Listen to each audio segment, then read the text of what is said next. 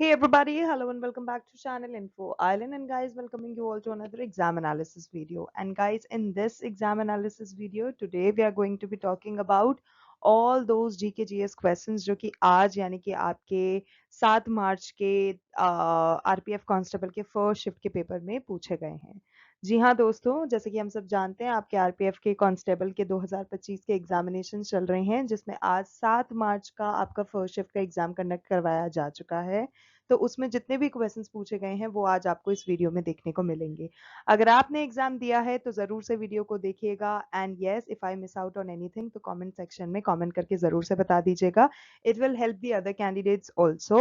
And अगर आप वो कैंडिडेट्स हैं जो वीडियो देख रहे हैं पर अगर आपने एग्जामिनेशन नहीं दिया है, that's okay, that's completely okay. फिर भी आप वीडियो को बिल्कुल स्किप मत करना, जरूर से पूरा देखना, क्योंकि इस वीडियो में हम जो भी क्वेश्चंस को डिस्कस करने वाले हैं वो आपको आगे आप जिस भी कॉम्पिटिटिव एग्जाम की प्रिपरेशन कर रहे होंगे उसके लिए आपकी प्रिपरेशन को हेल्प करेगा। ठीक है guys, so that's all about it. And yes, अगर आप चैनल पे नए हो, चैनल को अभी तक सब्सक्राइब नहीं करा है तो जल्दी से जाओ चैनल को सब्सक्राइब कर लो। नोटिफिकेशन बेल आइकन को हिट करना बिल्कुल मत भूलना, because that is the only way for us to connect with you. ठीक है, and yes, if I miss out on anything तो प्लीज प्लीज प्लीज जरूर से उसको मेंशन कर देना। ठीक है, आज के लिए अब हम बातों का तो सिलसिला इसी तरह से चलता रहेगा, तो बातें करते रहेंगे। पर yes, now let's quickly move into the video and look for the questions, और देखते हैं क्या पेपर टफ था, इजी था, या इजी टू मॉडरेट था, या किस तरह का डिफिकल्टी लेवल रहा है आज आपका 7 मार्च का जो फर्स्ट शिफ्ट का पेपर हुआ है उसका। Now let's quickly move into the video.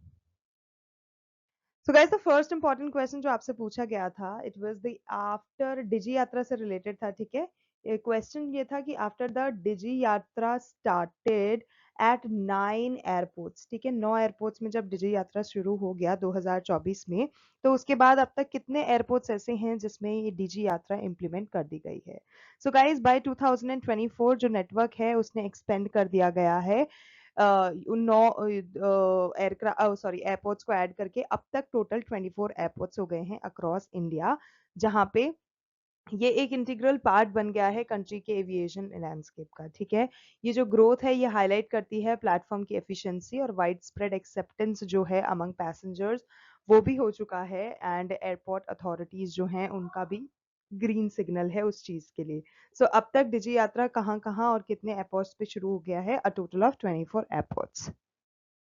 Okay, next question. What was the total FDI, foreign direct investment, till December 2024? So अगर हम foreign direct investment की बात करें till December 2024, so guys उसकी जर्नी ने अब तक एक ट्रिलियन डॉलर का अमाउंट हिट कर दिया है। So $1 trillion is the correct answer.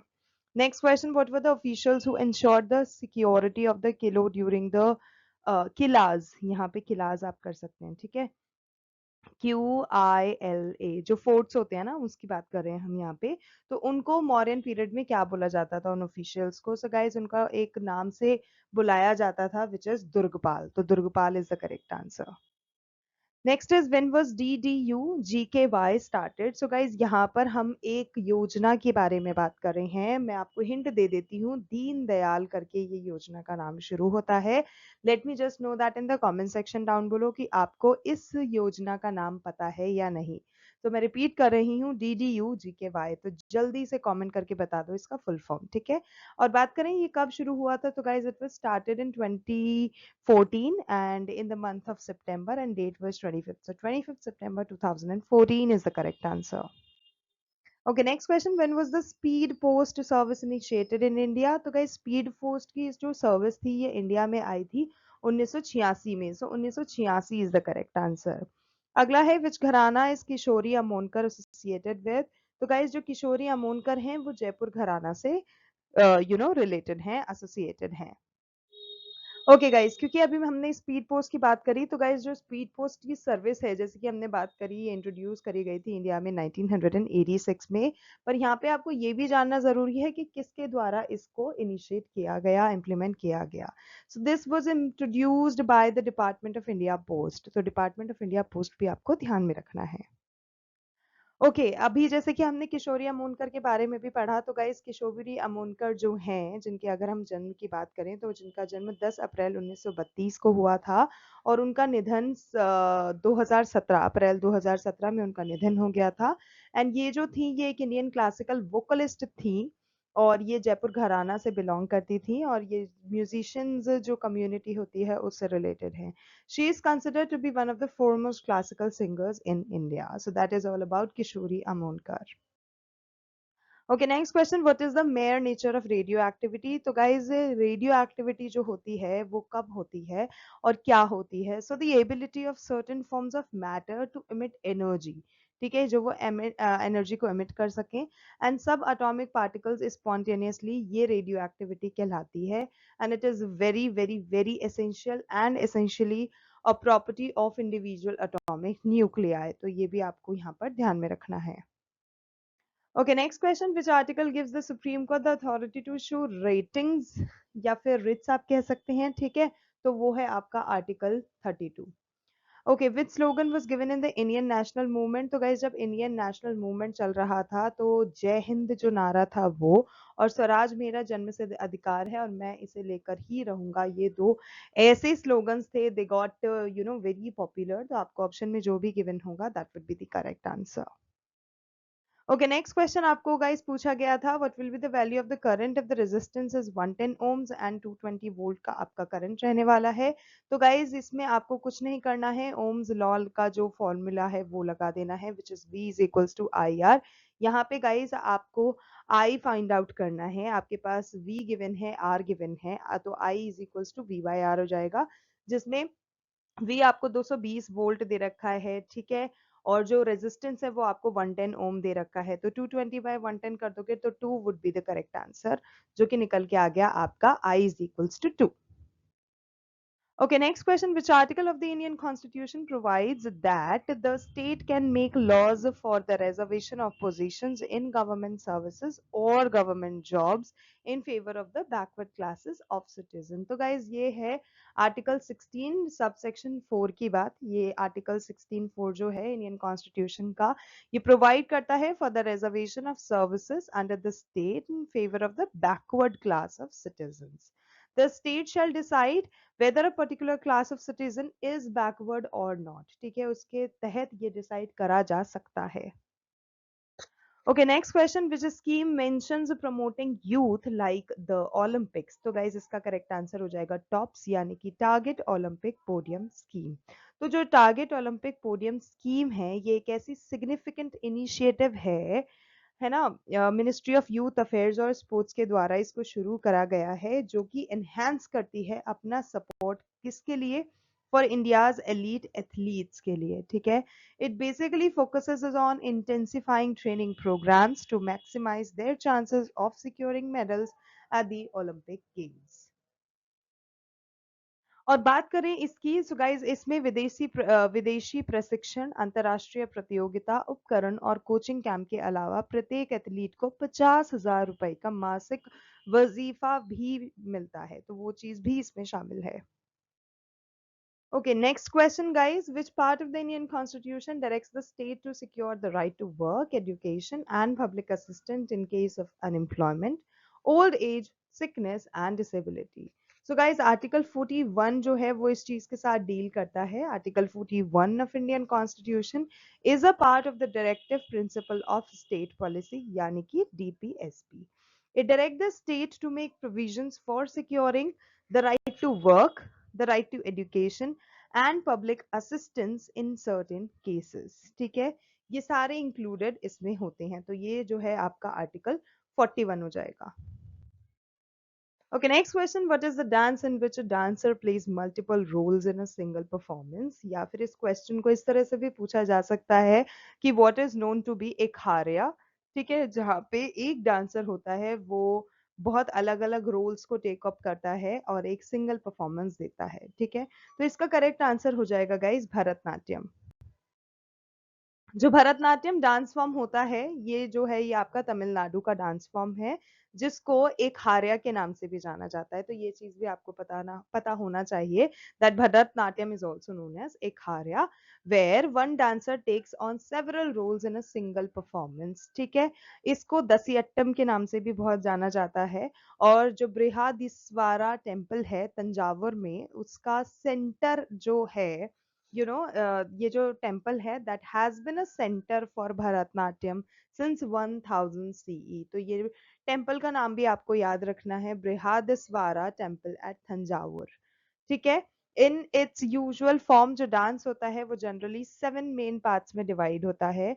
उन 7 मेन पार्ट्स के नाम अब यहाँ पे मैं आपको बताने वाली हूँ। अलारिप्पू, जातिस्वरन, शाबदा, वर्ना, पाडा, थिलाना और श्लोका। ये कुछ ऐसे 7 पार्ट होते हैं जिनको मिला के भरतनाट्यम डांस फॉर्म बनता है। ठीक है, अब इसके अलावा कुछ मैं ऐसे फेमस दिग्गज कलाकारों के नाम आपको बताने वाली हूँ, जिनका नाम आता है जब भी भरतनाट्यम डांस फॉर्म की बात करी जाती है। तो वो है मृणालिनी साराभाई, शोभना, यामिनी कृष्णमूर्ति, पद्म सुब्रमण्यम और चित्रा विश्वेश्वरन। ठीक है, these people, these 4 5 6 people, I think we have discussed, right? 1 2 3 4 and 5, these 5 people, they are some of those famous contemporaries of Bharatnatyam dance form. तो ये 5 6 नाम जो अभी डिस्कस करें, ये अच्छे से याद कर लेना।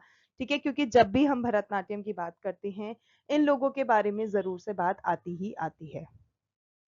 Okay, guys. Now, because we are talking about Bharatnatyam, तो why are not we going to talk about Kathak, Kuchipudi and Kathakali also? ठीक है, तो इनके बारे में भी थोड़ी सी चीजें देख लेते हैं। तो अगर कथक की बात करी जाए गाइस, तो ये जो कथक डांस फॉर्म है, ये नॉर्थ इंडिया से ही ओरिजिनेट हुआ है। और ये लार्जली टेम्पल और विलेज परफॉर्मेंस के लिए माना जाता था, जहाँ पे डांसर्स जो हैं वो स्टोरीज को नरेट करते हैं एंशंट स्क्रिप्चर्स से लेके। ठीक है, ये तो हो गया कथक का बात। अब हम अगर कुचिपुड़ी की बात करें, तो guys Kuchipudi is the name of a village. ठीक है, in the Krishna district of Andhra Pradesh. तो आंध्र प्रदेश का जो कृष्णा डिस्ट्रिक्ट है, वहां पे एक गांव का नाम है कुचिपुड़ी, जहां से इस डांस ड्रामा को नाम पड़ गया कुचिपुड़ी। ठीक है, तो this is about Kuchipudi. Kathakali के बारे में अगर हम देखें, तो कथकली जो है, it is basically a blend of dance also, music also, acting also, drama also, है ना। तो it's blend of dance, music, acting and drama stories, जो कि बहुत ज्यादा अडेप्टेड होती हैं हमारे इंडियन एपिक्स में। इसमें डिफरेंट डिफरेंट फेशियल कलर आपको मिलेंगे, जिसके थ्रू वो स्टोरीज बताते हैं, राइट। अलग जो फेशियल कलर्स होते हैं, वो अलग अलग मेंटल स्टेज, अलग अलग कैरेक्टर्स इनको डिपिक्ट करते हैं। फॉर एग्जाम्पल, अगर फेशियल कलर आपको ग्रीन कलर का दिख रहा है, which means the character which is being represented by the dancer, वो बताना चाह रहा है नोबिलिटी। ब्लैक है तो विकेड के बारे में, ठीक है, जो भी कैरेक्टर है। रेड पैचेस हैं तो combining royalty and evil both. तो इस तरह से कथकली डांस फॉर्म किया जाता है। Okay, next question. Which neighboring country of India made a comprehensive agreement with India regarding food security in 2024? So it was Bhutan, जिसने 13th of March 2024 को, date जरूर से याद रखना, उस दिन यूनियन कैबिनेट ने अप्रूव करा था एक agreement between India and Bhutan food security को लेके। ठीक है, और ये जो पैक्ट था जो कि इंडिया और भूटान ने साइन ऑफ करा था, उसमें इन्वॉल्व किस चीज का है, कोऑपरेशन देखा गया है between Bhutan BFDA, Bhutan ministry of health and India FSSAI। तो ये चीज भी आपको ध्यान में रखना है। Okay, next question. Which deity is the Onam festival dedicated to? So basically Onam festival में किस देवता की पूजा होती है, ये आपसे पूछा गया था। So guys, ये जो ओनम का फेस्टिवल है, ये किंग महाबली को डेडिकेटेड है। ओनम एक हार्वेस्ट फेस्टिवल है। सबसे पहले तो ये आपको जान लेना बहुत जरूरी है that this is a harvest festival, जिसको सेलिब्रेट करा जाता है प्राइमरली केरला, इंडिया में। ठीक है, and it is basically celebrated in order to honor the homecoming of King Mahabali. Onam जो है एक वाइब्रेंट और कलरफुल फेस्टिवल है, जिसको केरला में मनाया जाता है। 10 डेज का ये त्योहार होता है, ठीक है, जिसमें मिथिकल रिटर्न ऑफ किंग महाबली को हम ऑनर करते हैं। Okay, next is the Indian Aircraft Act replaced which Aircraft Act in 2024? So Aircraft Act of 1934 जो था उसको रिप्लेस कर दिया गया है. पार्लियामेंट ने पास करा है भारतीय वायुयान विधेयक 2024 जिसमें रिप्लेस करा है 90 साल का जो पुराना एयरक्राफ्ट एक्ट था 1934 का, उसको रिप्लेस करा गया है. ठीक है. ये सिग्निफिकेंट लेजिस्लेटिव मूव जो है it aims to modernise India's aviation sector, enhance safety measures and align with global standards. तो ये कुछ ऑब्जेक्टिव्स रखे गए हैं. Okay, next question. Which state in India produces the most coffee? So guys, coffee generating जो state है India में वो है Karnataka. If we talk about coffee, तो producing state का नाम आता है वो है कर्नाटका. कॉफी प्रोडक्शन का अच्छा खासा डोमिनेशन आप कह सकते हैं. ठीक है. जो भी इंडिया की स्टेट संभालती है वो है Karnataka, accounting for 71%.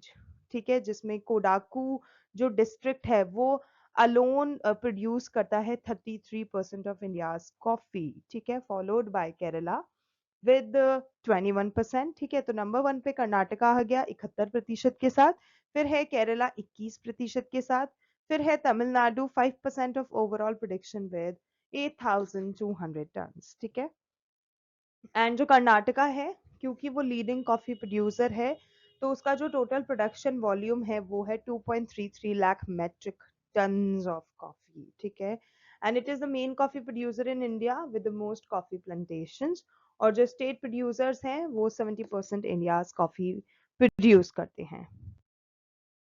Okay, next up we have who conducted the excavation of Harappa in 1921.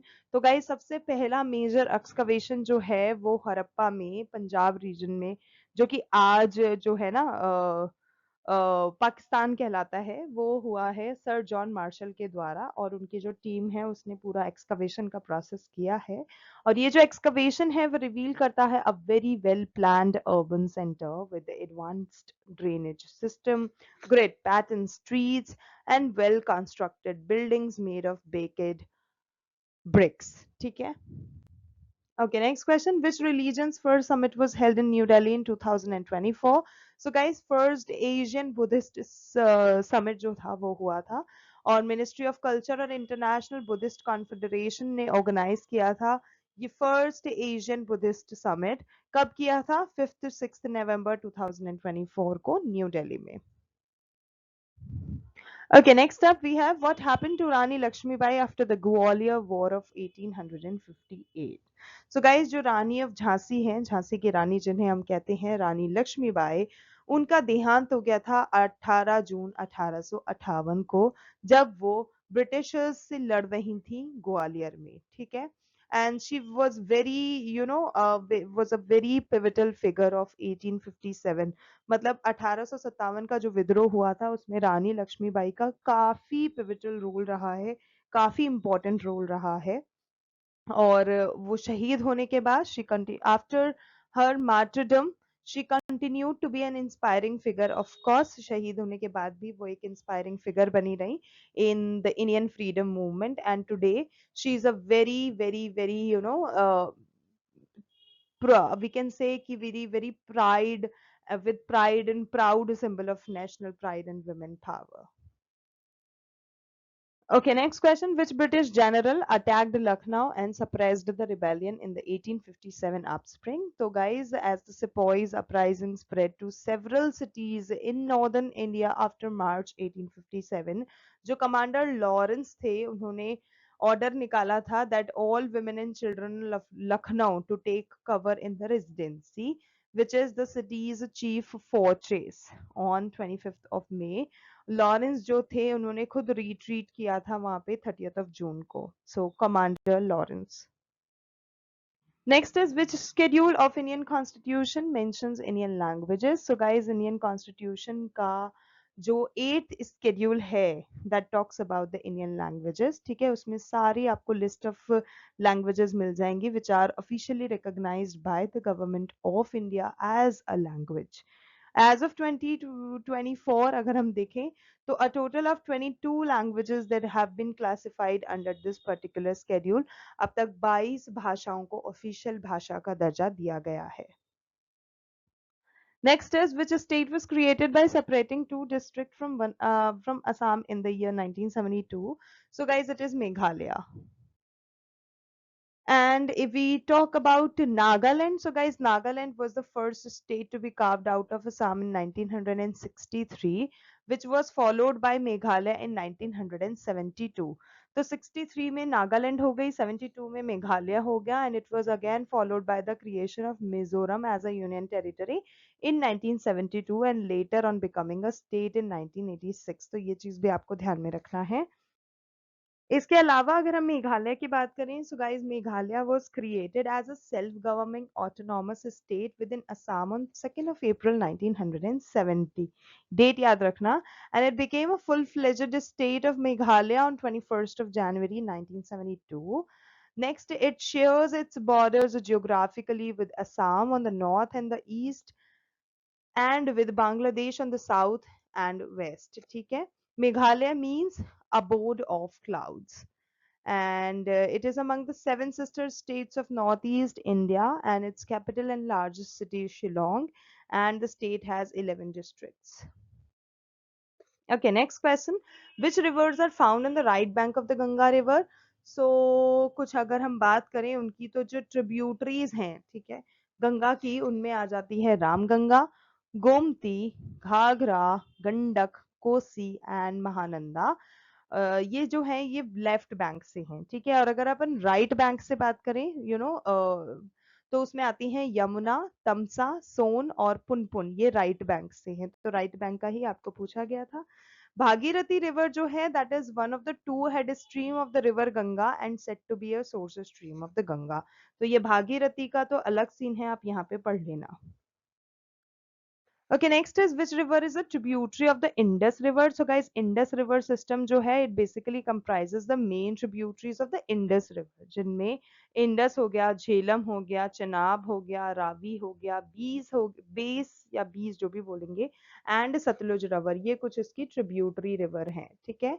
And the signing of the Indus Water Treaty in 1960 aimed at water sharing as the Indus River जो है वो India और पाकिस्तान दोनों में बहती है.